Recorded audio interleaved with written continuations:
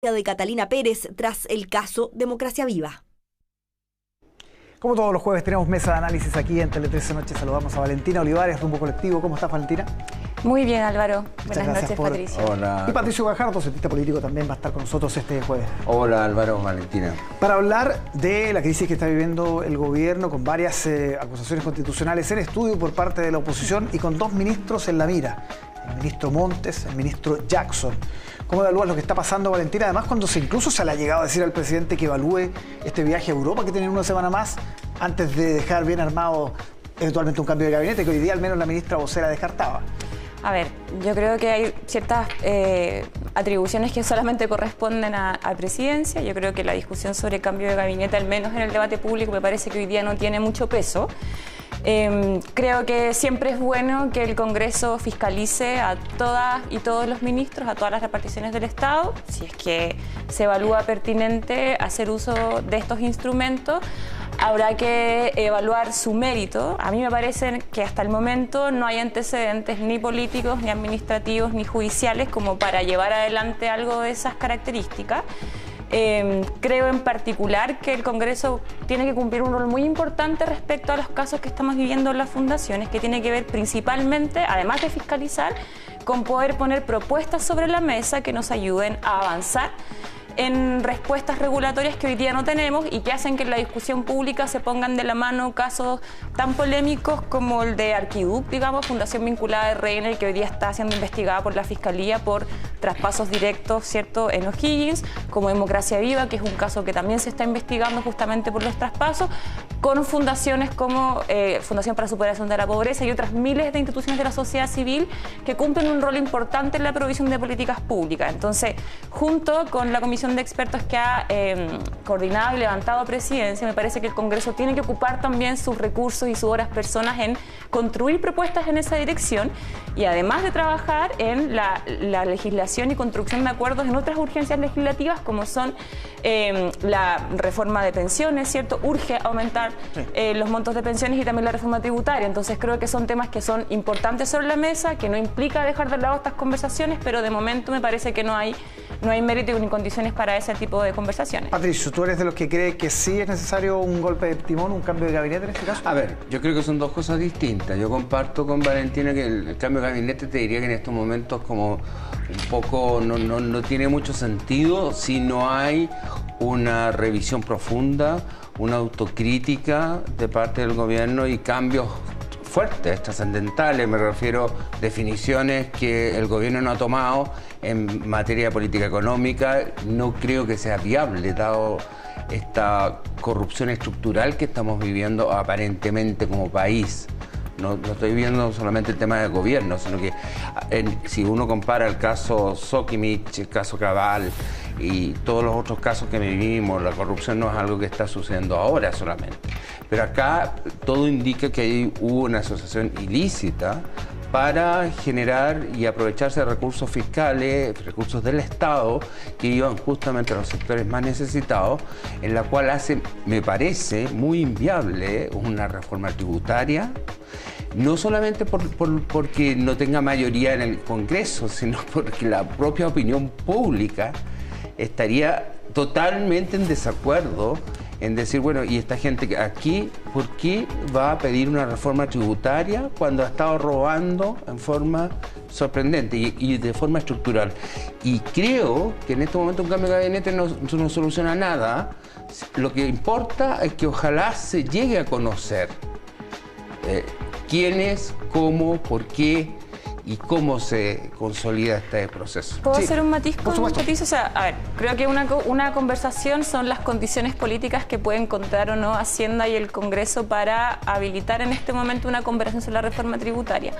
Pero creo que el argumento de no podemos, como no es momento para recaudar más porque hay casos de corrupción, es un argumento que se ha repetido durante mucho tiempo y modernizar el Estado, hacer más eficiente el uso de los recursos públicos, requiere de mayor recaudación. Y para modernizar el Estado, para aumentar la productividad y también la productividad del Estado, el aparato público, se requiere de reformas importantes que avancen en esa dirección. Y tanto la reforma tributaria como la reforma de pensiones, que si bien no remite a como son reformas de carácter distinto, son deudas pendientes durante mucho tiempo que producen este tipo de casos que los facilitan, digamos. En la medida que el Estado pueda contar no solamente con más recursos, sino que con un uso eficiente de ellos, porque recordemos también que en la reforma tributaria no solamente está la propuesta de elevar los impuestos, ¿cierto?, a la renta, al patrimonio, sino que también hacer frente a la elusión, hacer frente a la evasión, es decir, es una discusión mucho más compleja y coincidiendo en que hay que ponderar las condiciones políticas para poder llevar a cabo una discusión de ese tipo. Me parece que es peligroso que cada vez, y lo he dicho en varias oportunidades en este programa, que el Estado, que las instituciones públicas encuentran dificultades para poder llevar a cabo su tarea, ya sea porque hay compromisos éticos, compromisos de corrupción o porque hay problemas en la eficiencia de las políticas públicas, me parece que instalar argumentos que hacen retroceder a lo público no suma a los desafíos que tenemos en términos institucionales en este país.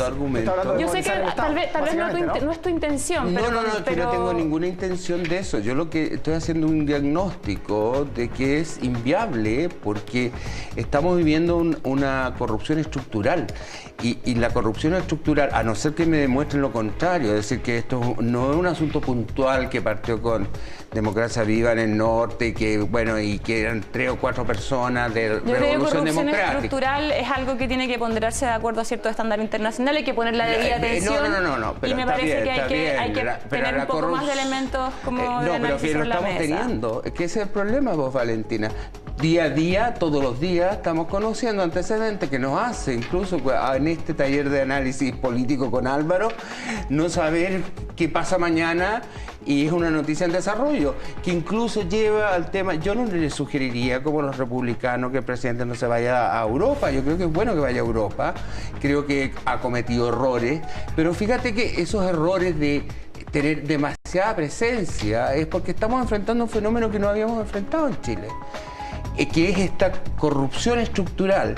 Y por lo tanto no es un tema acotado o elitario, o sea, que está centrado, que se puede lograr, por ejemplo, zanjar con el pacto político Longueira-Lagos, o con sacar al director de Impuesto Interno en la época de Bachelet cuando se produce el caso Cabal-Sokivich. ¿Y esta nueva comisión que se nombró esta semana? Yo veo que es una forma de ganar tiempo, honestamente, porque yo creo que lo importante acá es saber qué es lo que, hasta dónde llega esta corrupción estructural.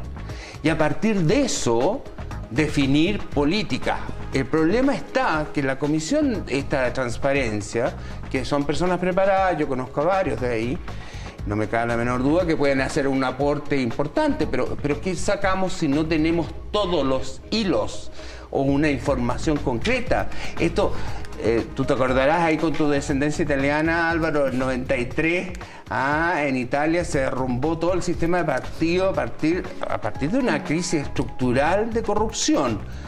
Y desaparecieron partidos políticos de la escena política.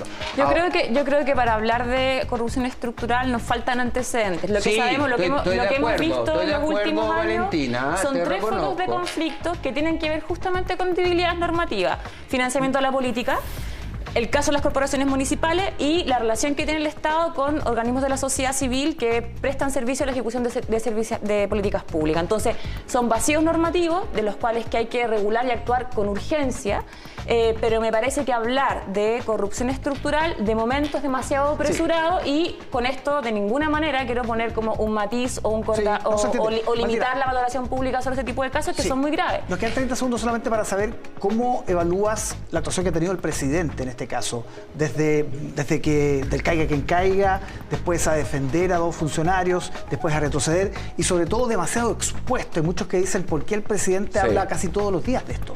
Me parece que el presidente está muy expuesto, principalmente porque está muy desplegado, sobre todo por las urgencias que hemos tenido en la emergencia de los últimos días. Un presidente que está constantemente en terreno y por lo tanto está permanentemente expuesto a hablar y dar respuestas y no han fallado a la prensa. Un poco los ministros a la también, prensa. O sea, a mí me parece que los ministros involucrados, o sea, sí, como creo que siempre hay que tener sobre la mesa de que como estamos en antecedentes en desarrollo, de que ha estado muy después.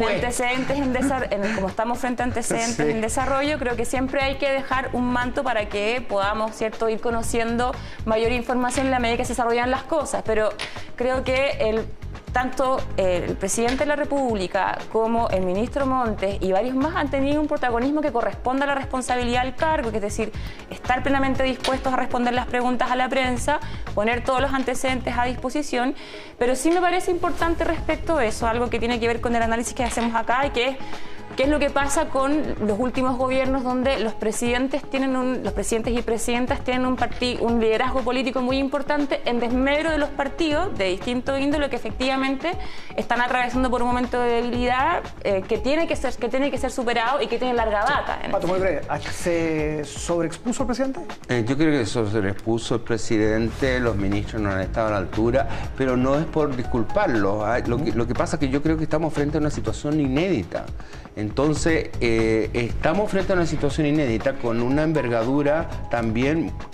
Yo, a diferencia de Valentina, yo estoy convencido que el diagnóstico va para una corrupción estructural, es decir, que hay muchos grupos que están participando de distintas aristas y que por lo tanto se ha transformado en una forma de obtener ganancias a través de la política. Y por lo tanto es natural que también el gobierno, enfrentándose a un fenómeno no conocido en términos generales, esté actuando con una sobreexposición de presión. Álvaro, ¿me permite un segundito? Sí. Me parece muy importante que en esta discusión, con la disposición de poner todos los antecedentes sobre la mesa de la opinión pública, también podamos establecer diferencias entre actos que tienen que ver con resoluciones administrativas y normativas versus donde efectivamente hay irregularidades. Me parece que para que la ciudadanía pueda tomar parte, para que pueda formarse un juicio sobre el debate, quienes participamos en los medios de comunicación y los medios también tienen que tener esa responsabilidad al momento de transmitir la información para que podamos superar en conjunto. Que son hechos todavía en desarrollo, en investigación, y vamos a estar, por supuesto, analizándolo acá en la próxima semana. Valentina, Patricio, muchísimas gracias por acompañarnos. Muchas gracias. Que esté muy bien. Hasta luego. Hacemos una pausa. Hay más Tele 13.